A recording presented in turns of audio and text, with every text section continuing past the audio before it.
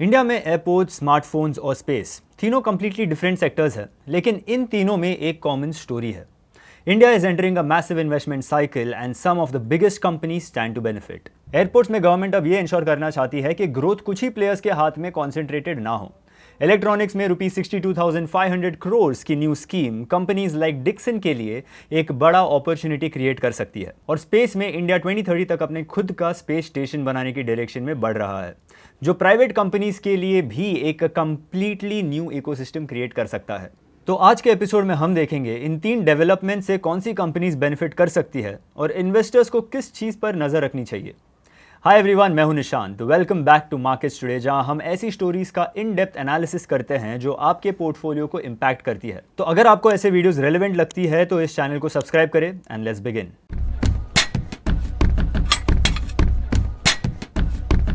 पहली स्टोरी में ministry of civil aviation airport operators के लिए एक कैप प्रपोज कर रहा है। मतलब एक इंडिविजुअल ऑपरेटर मैक्सिमम कितने एयरपोर्ट बंडल्स ऑपरेट कर सकता है, उसकी लिमिट तय की जा सकती है। और ये रूल अपकमिंग ऑक्शन में टेस्ट भी हो सकता है, जहां 11 एयरपोर्ट्स को बंडल्स में ऑक्शन किया जाएगा। इसका कॉन्टेक्स्ट समझना इंपॉर्टेंट है। इंडिया में एयरपोर्ट मार्केट ऑलरेडी काफ़ी कॉन्सेंट्रेटेड है। Airports authority of India total 129 airports operate करता है, लेकिन प्राइवेट साइड पर अदानी एयरपोर्ट होल्डिंग्स के पास 8 एयरपोर्ट्स है, जो इंडिया का रफली 24 to 25% पैसेंजर ट्रैफिक और 33% एयर कार्गो हैंडल करते हैं। और जीएमआर दिल्ली और हैदराबाद एयरपोर्ट्स ऑपरेट करता है, जो अराउंड 27.5% पैसेंजर ट्रैफिक हैंडल करता है। यानी दोनों मिलकर इंडिया के हाफ से ज़्यादा एयर पैसेंजर्स को हैंडल करते हैं। और यहीं से गवर्नमेंट का कंसर्न आता है। अगर नए एयरपोर्ट्स भी लार्जली कुछ ही ऑपरेटर्स के पास चले गए तो मार्केट कॉन्सेंट्रेशन और बढ़ सकती है।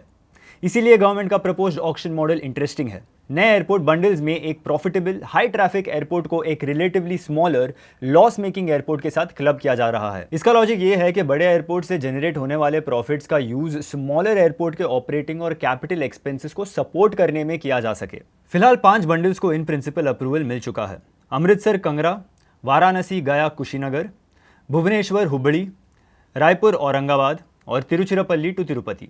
बिडिंग में एक बिडर मैक्सिमम कितने बंडल्स जीत सकता है, इसका कैप अभी एग्जैक्टली फाइनलाइज नहीं हुआ है, लेकिन गवर्नमेंट का इंटेंट क्लियर है, एयरपोर्ट्स मार्केट के कॉन्सेंट्रेशन को कम करना।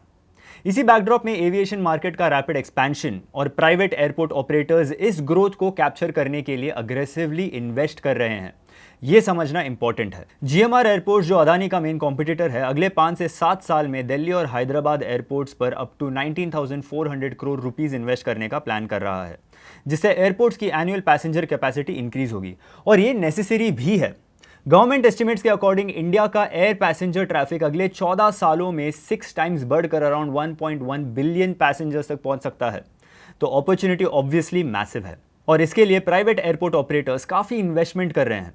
लेकिन इसी ग्रोथ के साथ मार्केट कॉन्सेंट्रेशन का क्वेश्चन भी इंक्रीजिंगली इंपॉर्टेंट हो रहा है। इसीलिए गवर्नमेंट के पॉलिसी डिसीजंस अब इस रिस्क को मिटिगेट करने के लिए इंपॉर्टेंट है।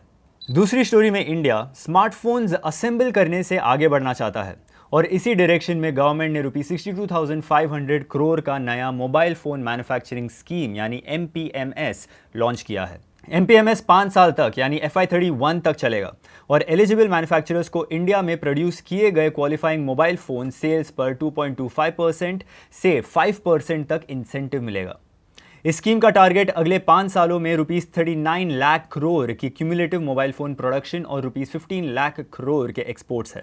इनफैक्ट स्मार्टफोन्स ऑलरेडी इंडिया के लार्जेस्ट एक्सपोर्ट प्रोडक्ट कैटेगरीज में से एक बन चुके हैं। लेकिन अब स्कीम का फोकस सिर्फ फोन्स बनाने पर नहीं है। गवर्नमेंट चाहती है कि फोन के अंदर लगाने वाले कंपोनेंट्स और सब असेंबलीज भी प्रोग्रेसिवली इंडिया में मैन्युफैक्चर हों। इसीलिए डोमेस्टिक सोर्सिंग के लिए एडिशनल इंसेंटिव्स का प्रोविजन है, जो अप टू 1.5% तक हो सकता है। और इस पॉलिसी का एक मेजर पोटेंशियल बेनिफिशियरी हो सकता है डिक्सन टेक्नोलॉजीज। एनालिस्ट का एस्टिमेट है जैसे जैसे कैमरा मॉड्यूल्स और डिस्प्ले मॉड्यूल्स की डोमेस्टिक मैन्युफैक्चरिंग स्केल होती है, डिक्सन इस एडिशनल इंसेंटिव का अराउंड 0.6% कैप्चर कर सकता है। लेकिन इसके लिए एलिजिबिलिटी क्राइटेरिया में FY26 का ₹10,000 करोड़ टर्नओवर रिक्वायरमेंट है, जिसकी वजह से इंसेंटिव्स का एक्सेस लार्जली डिक्सन के लार्जर कस्टमर्स तक लिमिटेड हो सकता है। प्लस ये अभी के लिए सिर्फ एस्टिमेट है। स्मार्टफोन ब्रांड्स गवर्नमेंट इंसेंटिव्स का कितना हिस्सा डिक्सन के साथ शेयर करेंगे, यह तय होना बाकी है। इसीलिए एनालिस्ट डिक्सन के अर्निंग्स अपग्रेड्स की पॉसिबिलिटी देख रहा है, लेकिन एक्चुअल अपसाइड कितना होगा उस पर अनसर्टेनिटी भी है। डिक्सन के बाहर देखें तो पॉलिसी का इम्पैक्ट ब्रॉडर इलेक्ट्रॉनिक्स इकोसिस्टम तक जा सकता है। कंपोनेंट्स और सब असेंबली के लोकल सोर्सिंग पर increased focus, Kaynes technologies and Syrma SGS technology जैसे मैन्युफैक्चरिंग कंपनीज के लिए अपॉर्चुनिटीज क्रिएट कर सकता है। इसके अलावा गवर्नमेंट ने डिज़ाइन और R&D को भी स्कीम में इंक्लूड किया है। डिज़ाइन और रिसर्च एंड डेवलपमेंट से लिंक्ड सेल्स पर एडिशनल 3% इंसेंटिव का प्रोविजन है। यानी एम्बिशन सिर्फ इंडिया को मैन्युफैक्चरिंग डेस्टिनेशन बनाना नहीं, बल्कि इंडियन टेक्नोलॉजी कैपेबिलिटी को भी एनकरेज करना है। यह अप्रोच कंप्लीटली न्यू भी नहीं है। पहले electronics and mobile manufacturing incentive programs के under production rupees 11.61 lakh crore तक पहुंच चुकी है, जो रुपीज 8.12 लाख करोड़ के टारगेट से काफ़ी ज़्यादा थी।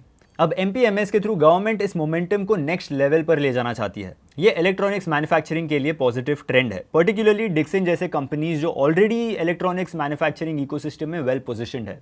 लेकिन एक्चुअल बेनिफिट एक्सपोर्ट्स का ग्रोथ, डोमेस्टिक कंपोनेंट मैन्युफैक्चरिंग का स्केल और स्मार्टफोन ब्रांड्स के साथ इंसेंटिव शेयरिंग के आउटकम पे डिपेंड करेगा। तीसरी स्टोरी में इंडिया भारतीय अंतरिक्ष स्टेशन पर काम कर रहा है, जिसका टारगेट 2035 रखा गया है। ISRO chairman doctor V Narayanan ने कहा है कि प्रपोज भारतीय अंतरिक्ष स्टेशन का पहला मॉड्यूल ऑलरेडी अप्रूव हो चुका है। ये अनाउंसमेंट इंडिया के स्पेस प्रोग्राम के लिए काफ़ी सिग्निफिकेंट है, क्योंकि इंडिया का स्पेस स्टेशन का मतलब सिर्फ एक और सैटेलाइट या एक और मिशन नहीं है। ये इंडिया के स्पेस प्रोग्राम को स्पेस में लॉन्ग ड्यूरेशन ह्यूमन एक्टिविटी की तरफ ले जाता है। और इस जर्नी का नेक्स्ट मेजर माइलस्टोन गगनयान है, जिसके through India human space flight capability develop कर रहा है। आज इसरो के अकॉर्डिंग इंडिया के स्पेस प्रोग्राम्स अब 50 से ज़्यादा एरियाज में डायरेक्टली सिटीजन्स को सर्व कर रही है। अर्थ ऑब्जर्वेशन और रिमोट सेंसिंग से लेकर telecommunications, television broadcasting, tele education, disaster warning, navigation और रियल टाइम मॉनिटरिंग तक स्पेस टेक्नोलॉजी का यूज़ एवरीडे लाइफ में हो रहा है। और इंटरेस्टिंग पार्ट ये है कि इंडिया का स्पेस प्रोग्राम अब सिर्फ इसरो ड्रिवन भी नहीं है। गवर्नमेंट ने प्राइवेट पार्टिसिपेशन के लिए स्पेस सेक्टर ओपन किया है, जिससे प्राइवेट कंपनीज को सैटेलाइट मैन्युफैक्चरिंग करने, पेलोड्स डेवलप करने और लॉन्चेस जैसे एरियाज में पार्टिसिपेट करने के अपॉर्चुनिटीज़ मिली हैं। यूनियन मिनिस्टर गजेंद्र सिंह शेखावत के अकॉर्डिंग प्राइवेट पार्टिसिपेशन बढ़ने के बावजूद इसरो का वर्कलोड कम नहीं हुआ है। इंस्टेड उसकी ऑपरेशनल कैपेसिटी एक्सपैंड हुई है।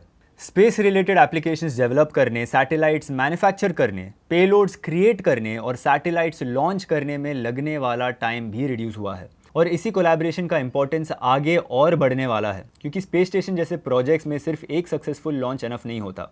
स्पेस में लॉन्ग टर्म ह्यूमन एक्टिविटी के लिए मल्टीपल कैपेबिलिटीज़ को एक साथ डेवलप करना पड़ता है। इसीलिए भारतीय अंतरिक्ष स्टेशन का 2035 टारगेट एक्चुअली इंडिया के स्पेस प्रोग्राम के नेक्स्ट फेज को रिप्रेजेंट करता है, जिसमें आगे इसरो और प्राइवेट प्लेयर्स का कोलैबोरेशन नेसेसरी होगा। अगर आपको ये वीडियो अच्छी लगी तो ऐसे ही वीडियोस आगे देखने के लिए subscribe to this channel. I will see you in the next video. Investment in securities market are subject to market risks. Read all the related documents carefully before investing.